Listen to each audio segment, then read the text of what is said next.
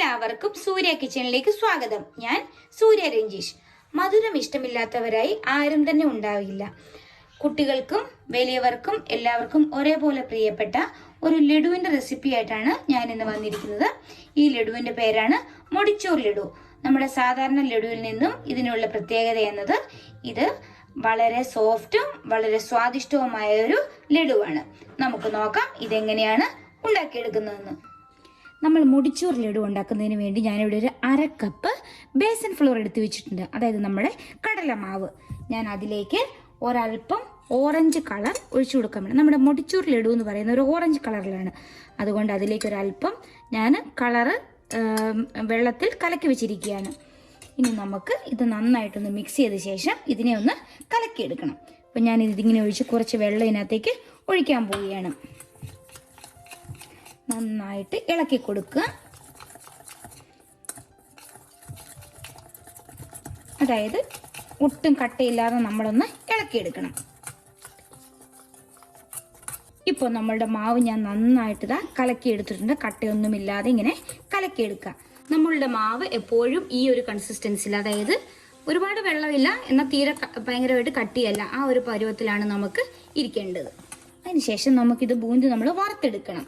ആ വറുത്തെടുക്കാൻ വേണ്ടി ഞാൻ ഇങ്ങനത്തെ ഒരു ഹോൾസ് ഉള്ളൊരു പാത്രം, ഇല്ലെങ്കിൽ നിങ്ങൾക്ക് ഇങ്ങനത്തെ ഒരു, നമ്മൾ കണ്ണാപ്പ എന്നൊക്കെ നാട്ടിൽ പറയും, ഇത് യൂസ് ചെയ്യാം. ഞാനിപ്പോൾ ഈ പാത്രമാണ് യൂസ് ചെയ്യാൻ പോകുന്നത്. ഇനി നമുക്ക് നോക്കാം ഇതാദ്യം എങ്ങനെയാണ് ഇതിൻ്റെ ബൂന്തി വറുത്തെടുക്കുന്നതെന്ന്. അടുത്തായിട്ട് നമ്മൾ നമ്മുടെ ലഡുവിനുള്ള ബൂന്തി ഉണ്ടാക്കാൻ വേണ്ടി ഒരു പാനടുപ്പിൽ വെച്ച് അതിലേക്ക് കുറച്ച് എണ്ണയും ഒഴിച്ചിട്ടുണ്ട്. അതായത് നമുക്ക് ബൂന്തി വറുത്തെടുക്കാൻ വേണ്ടി. പിന്നെ ഞാനിത് ഈ പാത്രം എടുക്കുകയാണ്. നമ്മുടെ ബാറ്ററും ഇവിടെ റെഡിയാണ്. ഇപ്പോൾ നമ്മളുടെ എണ്ണ ചൂടായിട്ടുണ്ട്. ഈ സമയം ഞാൻ ഈ പാത്രം ഇങ്ങനെ വെച്ചിട്ട് ഇതിലേക്ക് ഈ മാവ് ഇങ്ങനെ ഒഴിച്ചു കൊടുക്കുകയാണ്. ഒഴിച്ചു കൊടുത്തിട്ട് നമ്മൾ ഇങ്ങനെ കാണിക്കണം, ഇല്ലെങ്കിൽ ഇത് ഒന്നിച്ച് വീഴും. അതിനുശേഷം നമ്മളിതിങ്ങനെ തട്ടിക്കൊടുക്കുക, ഇങ്ങനെ ഇട്ട് കൊടുക്കുക. ഇതുകൊണ്ടോ പെട്ടെന്ന് തന്നെ ഓരോ തവി മാവ് ഒഴിച്ച് നമുക്ക് ഇതുകൊണ്ടോ ഓരോ മണിമണിയായിട്ട് ഇങ്ങനെ വീണിട്ടുണ്ട് നമ്മളുടെ ബൂന്തി. ഇത് നമുക്കിതുപോലെ വറുത്തെടുക്കണം. ഇതിപ്പോൾ നമുക്കിതിങ്ങോട്ട് മാറ്റാം. അതിനുശേഷം നമ്മൾ ഈ ബൂന്തി ഒന്ന് ഇളക്കി കൊടുക്കുക. ഇത് പെട്ടെന്ന് തന്നെ റെഡിയാവും. അതുകൊണ്ട് ഇട്ടിട്ട് എങ്ങും പോകരുത്. ഇത് കണ്ടോ നല്ല മുത്തായിട്ട് കിടക്കുന്ന കണ്ടോ. ശരിക്കും നമ്മുടെ മുടിച്ചൂർ ലഡു എന്ന് പറയുന്നത് വളരെ ചെറിയ ഈ ബൂന്തികളാണ്. ഇത് കുറച്ച് മുഴുപ്പുണ്ട്. അപ്പം നമ്മൾ ഇതിനെ എന്ത് ചെയ്യും, ഇതിനെ നമ്മൾ ജസ്റ്റ് മിക്സിയിലിട്ട് നമ്മൾ ക്രഷ് ചെയ്തെടുക്കും. അങ്ങനെയാണ് ഇതിൻ്റെ സൈസ് നമ്മൾ കുറയ്ക്കാൻ പോകുന്നത്. ഇത് പെട്ടെന്ന് തന്നെ ആയി കിട്ടും. ഒരു മീഡിയം ഫ്ലെയിമിലിട്ട് മാത്രം ചെയ്യുക. കരിഞ്ഞു പോകരുത്. കരിഞ്ഞു പോയി കഴിഞ്ഞാൽ നമ്മുടെ ലഡുവിൻ്റെ ടേസ്റ്റ് ഫുള്ള് മാറിപ്പോകും. നിങ്ങൾക്കിപ്പോൾ അറിയാവോ, ഇപ്പം ഇതിന് മൂപ്പായിട്ടുണ്ടോയെന്ന് അറിയാൻ ഇത് കുറച്ചായി കഴിയുമ്പോൾ ഇങ്ങനെ ഒന്ന് എടുത്ത് നോക്കുക. ഇതിപ്പോൾ ആയിട്ടില്ല, ഇത്തിരിയും കൂടി ആകാനുണ്ട്. അത് ക്രിസ്പി ആയിട്ട് തന്നെ ഇരിക്കും. ഇതിങ്ങനെ നമ്മൾ നന്നായിട്ട് ഇതിനെ വറുത്തെടുക്കണം. ഇപ്പം നമ്മളുടെ ബൂന്തി ഇതാ ഇവിടെ റെഡി ആയിട്ടുണ്ട്. എപ്പോഴും ഫ്ലെയിം കുറച്ചിട്ടിട്ട് ഈ ബൂന്തി കോരിയെടുക്കുക. അല്ലെങ്കിൽ നമ്മൾ കോരിയെടുക്കുന്നതനുസരിച്ച് ബാക്കി കിടക്കുന്നതെല്ലാം കരിഞ്ഞു പോകാൻ ചാൻസ് ഉണ്ട്. ഇതുണ്ടോ വേണം നല്ല കിരികിരെന്ന് ഒച്ച കേൾക്കും നമ്മൾ പ്ലേറ്റിലേക്ക് ഇടുമ്പോൾ. ഒരു ടിഷ്യൂ പേപ്പർ എന്തെങ്കിലും വെച്ചിട്ടിടുക. അപ്പോൾ അതിനകത്ത് എണ്ണമയം എന്തെങ്കിലും ഉണ്ടെങ്കിൽ അതങ്ങ് വലിച്ചെടുത്തോളും.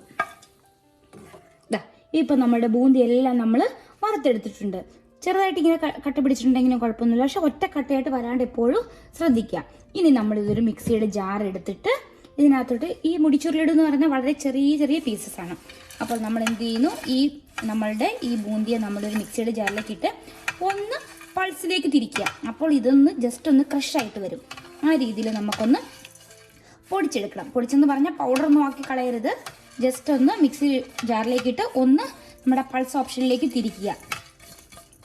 1 സെക്കൻഡ് കൊണ്ട് ഓഫ് ചെയ്തിരിക്കണം. ആ ഒരു രീതിക്ക് വേണം നമ്മൾ ഇതിനെ ഒന്ന് പൊടിച്ചെടുക്കാൻ. ഇനി നമുക്കിതിനെ ഒന്ന് പൊടിച്ചെടുക്കാം. ഇതാ ഇപ്പം നമ്മളുടെ ബൂന്തി ഞാനൊന്ന് പൊടിച്ചെടുത്തിട്ടുണ്ട്. ഇതുണ്ടോ ഈ ഒരു പരുവത്തിൽ ഈവനായിട്ട് നമുക്ക് കിട്ടണം.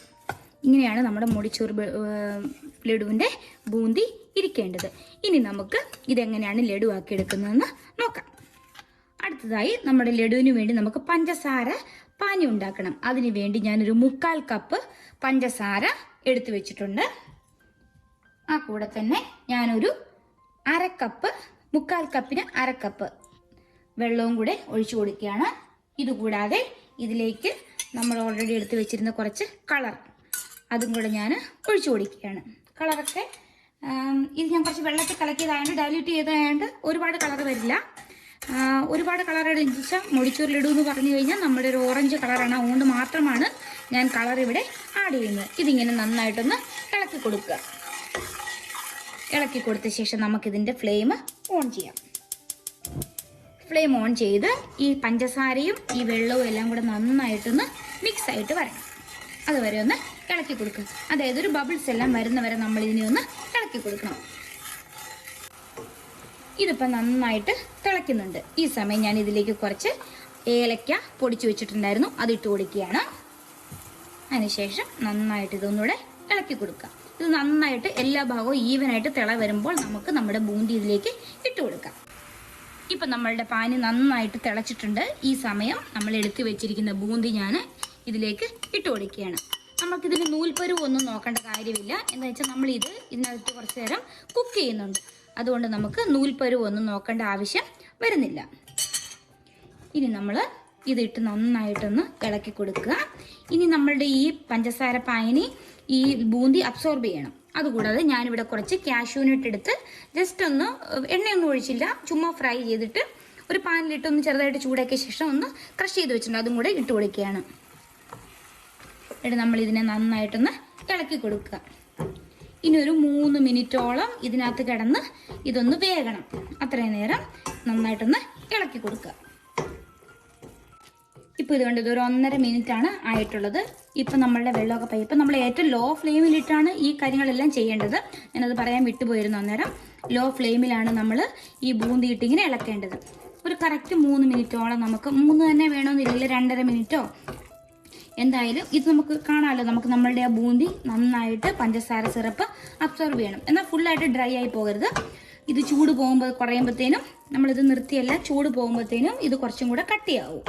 അപ്പോൾ നമുക്ക് ഇതിങ്ങനെ നന്നായിട്ട് എടുക്കണം. ഒരു 30 സെക്കൻഡും കൂടെ കിടക്കട്ടെ ഇങ്ങനെ.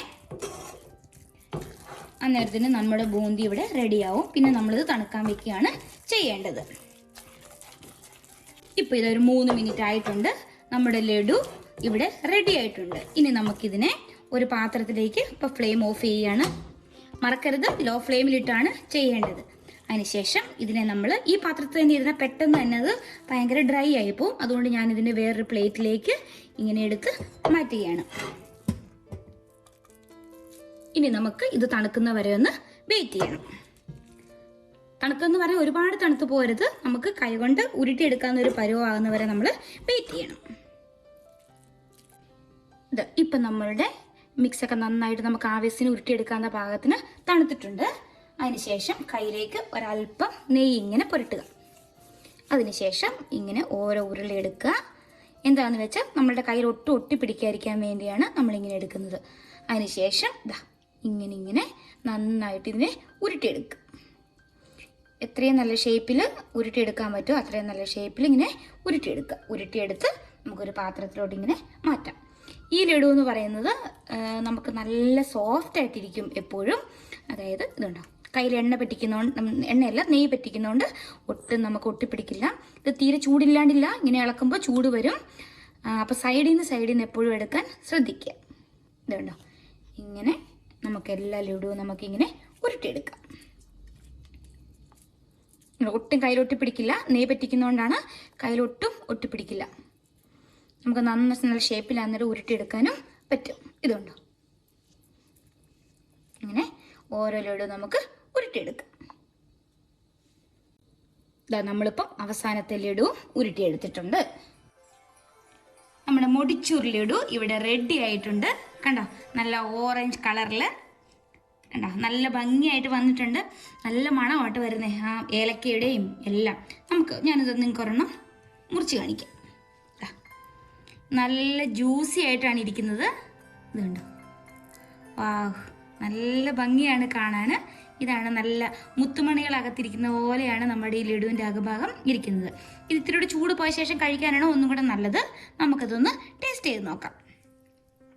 ഇങ്ങനെടുത്ത് നല്ല സോഫ്റ്റ് ആയിട്ടാണ് ഇരിക്കുന്നത്. അതാണ് ഈ ലഡുവിൻ്റെ ഒരു പ്രത്യേകത. കഴിച്ചു നോക്കട്ടെ. സൂപ്പർ ടേസ്റ്റാണ്.